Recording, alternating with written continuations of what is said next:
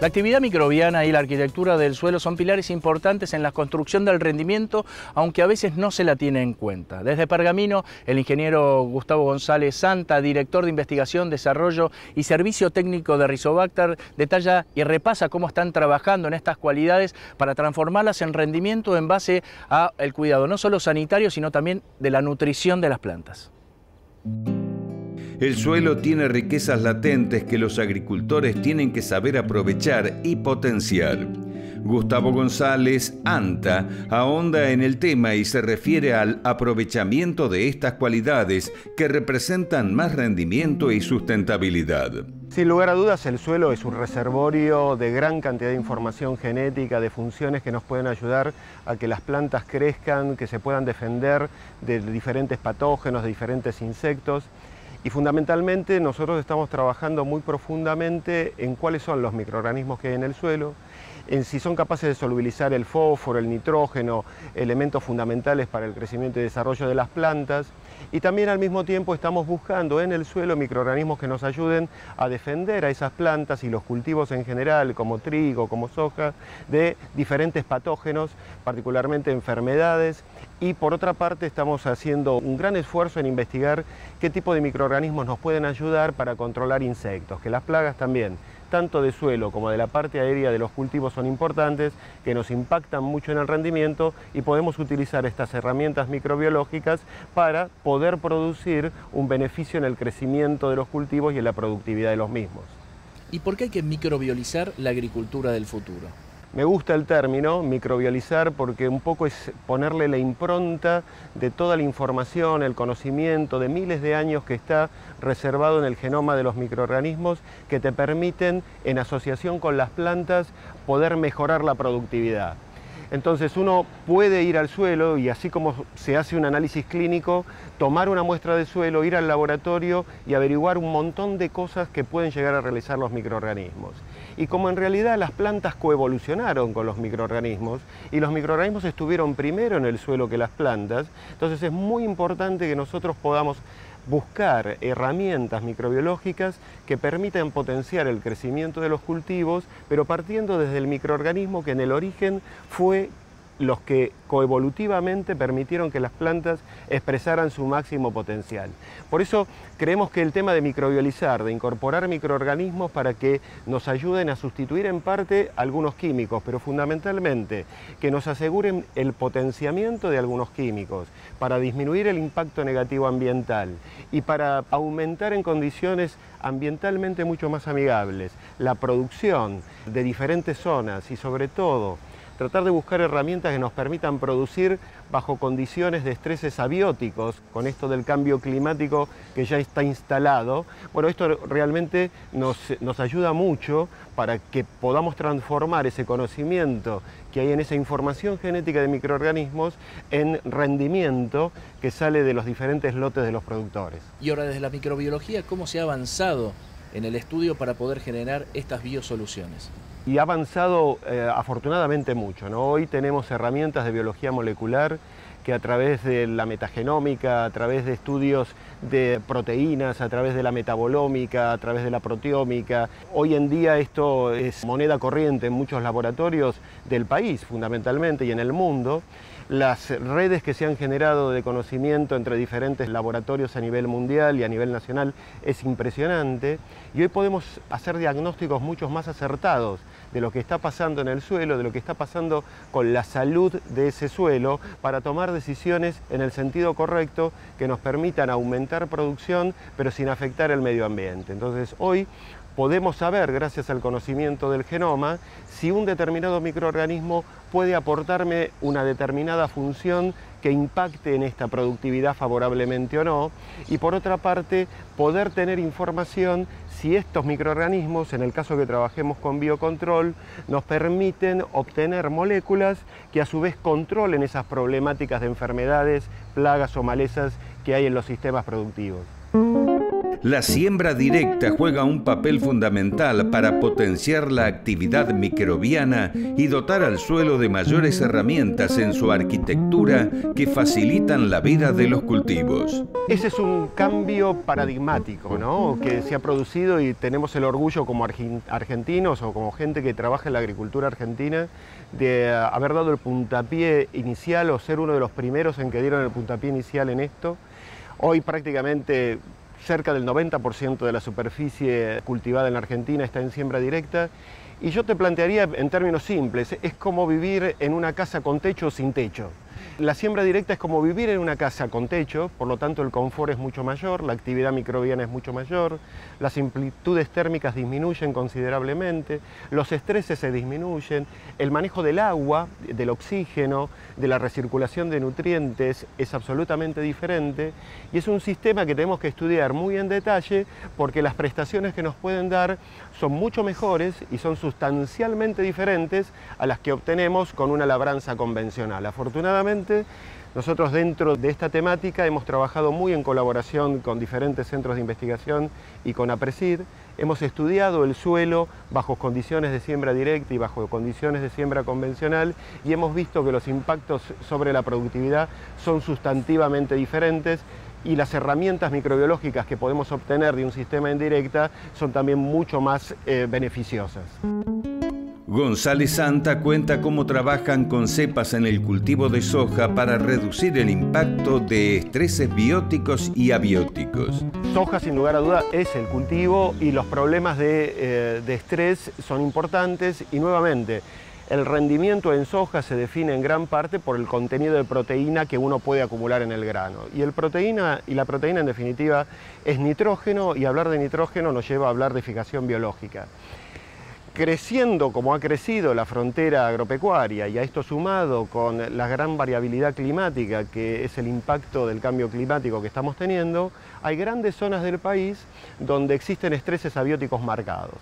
Y por lo tanto, así como seleccionamos plantas para resistir ese estrés abiótico, particularmente térmico e hídrico, debemos seleccionar microorganismos que van asociados a esa planta para poder acompañar la resistencia a esos estreses. Entonces hemos trabajado muy profundamente en esa temática y hemos desarrollado diferentes instrumentos microbiológicos, cepas que se comportan mejor bajo condiciones de altas temperaturas y de estreses hídricos muy marcados. Consecuentemente, permitimos una asociación mejor bajo condiciones de estrés de la simbiosis leguminosa, en este caso soja y Bradyrhizobium japonicum, y además mejoramos la capacidad de fijación y permitimos que esa asociación ante una condición de estrés pueda resistir el embate en mejores condiciones, para que cuando se revierte la situación y mejoran las condiciones, hacer uso y aprovechar favorablemente todo ese stock de nitrógeno que es requerido para el crecimiento de las plantas. ¿Cómo trabajan en el biocontrol de enfermedades en el cultivo de trigo y cuál es el impacto que está teniendo este manejo en el rendimiento? Nosotros empezamos hace aproximadamente unos 7 años a trabajar con el tema de biocontrol de enfermedades en semillas de trigo y de cultivos de invierno en general. Hemos trabajado también con cebada, hemos trabajado también con arveja, hemos hecho algo en el tema de avena. Básicamente nosotros tenemos un programa que se ocupa de estudiar hongos que sean biocontroladores, pero también bacterias que sean biocontroladores. Vimos en asociación con INTA que una de estos hongos tenía unos resultados muy interesantes bajo condiciones controladas. Es una Trichoderma hertzianum, una cepa muy específica que nos permite controlar patógenos de semilla de trigo, fundamentalmente Bipolaris, Fusarium y Dreslera.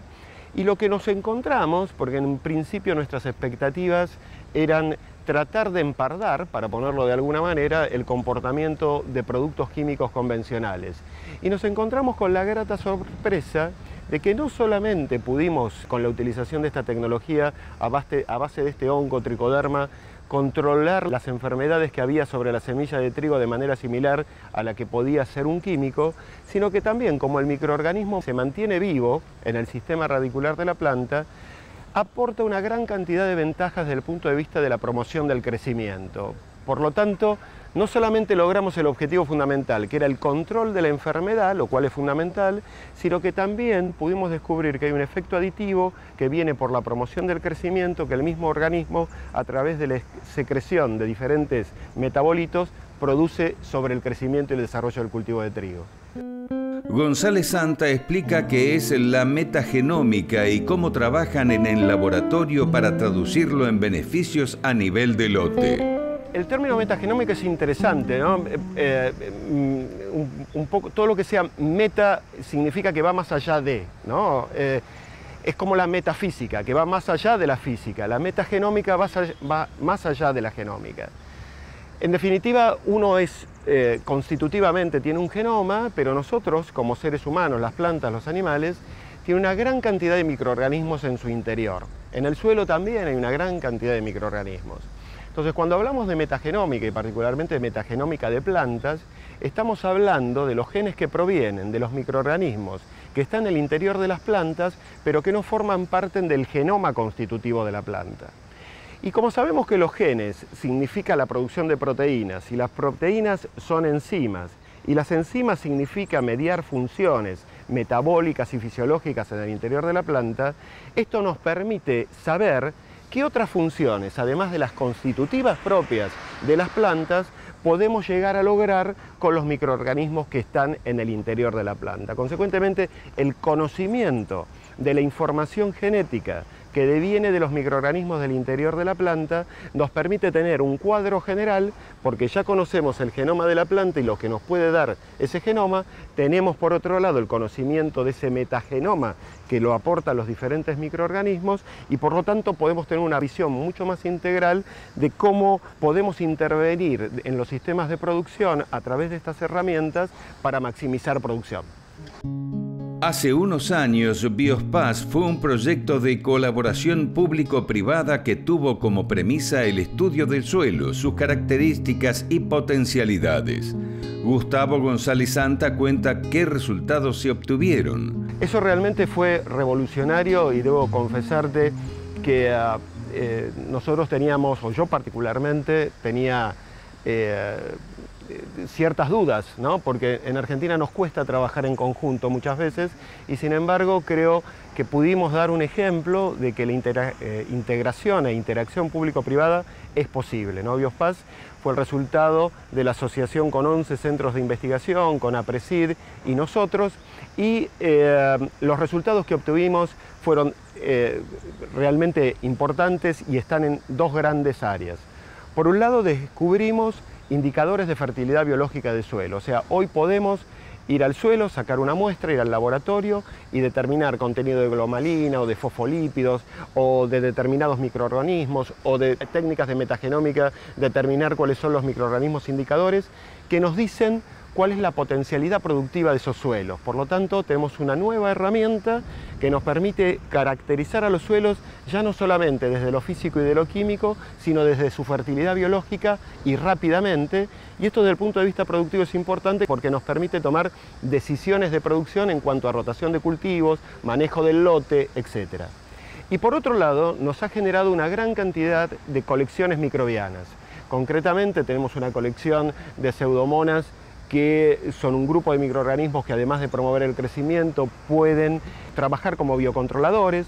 Hemos trabajado también con otras colecciones de Burkholderia, un microorganismo poco estudiado de los que tenemos también información. Hemos trabajado con un grupo de hongos, en fin. Estos fueron los dos grandes productos del Biospaz, pero te diría que hay un tercero que ha sido el resultado que, a pesar de haberse discontinuado el proyecto desde el punto de vista de la financiación y de la integración formal, hoy en día seguimos trabajando e interactuando, y el programa sigue dando sus resultados más allá del programa, que ese era un gran desafío, porque un poco la primera duda fue: ¿podremos hacerlo? Lo hicimos y obtuvimos estos dos resultados: gran cantidad de información de fertilidad biológica del suelo y de colecciones microbianas que nos pueden ayudar a la producción. Y el segundo gran desafío: ¿podremos continuar cuando se acaben las fuentes convencionales de financiamiento? Y hemos continuado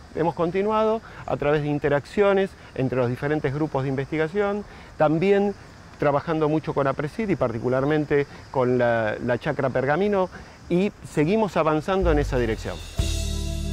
González Santa se refiere a la evolución de Rizobacter, su reconocimiento nacional e internacional y los desafíos. Rizobacter es el resultado del trabajo consciente de mucha gente, focalizada, sobre todo en las áreas técnicas, en tratar de buscar soluciones microbiológicas para problemas concretos que hay a nivel de lote de producción. Y creo que desde Argentina, desde Pergamino, desde el Cono Sur, tenemos algo que decirle al mundo respecto del manejo extensivo de microorganismos, tanto en los cultivos de trigo como en los cultivos de soja, y en el manejo integral de la agricultura desde otro enfoque, en donde consideramos las aproximaciones químicas, porque de hecho las usamos, pero tenemos una gran experiencia de mucho tiempo, con mucho trabajo, con muchas soluciones innovativas y tecnológicamente y biotecnológicamente superadoras que nos permiten hacer que nuestra producción sea en este punto mucho más amigable con el ambiente, mucho más efectiva y eficiente, y que podamos impactar en los resultados de producción del productor, pensando en el consumidor final de una manera más que positiva para aumentar la ecuación de todos los integrantes de la cadena y hacer que esto se transforme en una relación de gana-gana permanente para todos.